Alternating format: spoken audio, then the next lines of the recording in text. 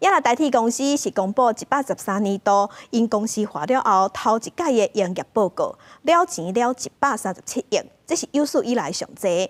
严格代替是对外解说讲，其实因有趁钱，是配合政策，所以数目看起来才会了钱。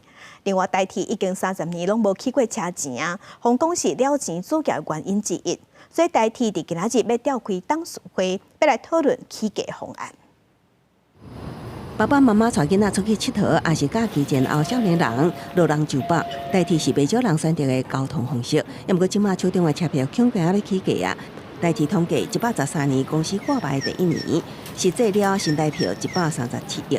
伫农历年后初5召开董事会，会讨论票价调起的方案。可以啊，不然一直那个赔钱，很多人要做，他到时候做不下去。因为亏损嘛，就是如果要让民众知道的话，应该可以列一个就是整年的营运。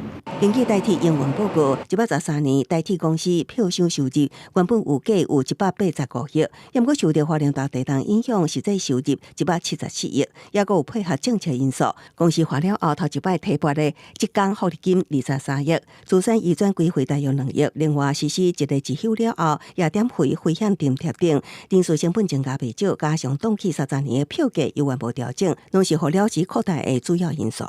3%的报酬率的一个这个情境呢，联动的票价的结果是怎么样？损益平衡的结果呢？那联动的票价是怎么样？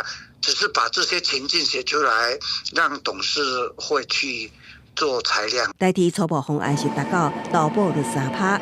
经济量算，代替区间车基本费率每人每公里新台票是1.46块，起价了后基本费率每公里1.98，平均起35.6%。原则上低度起上济，长度起上少。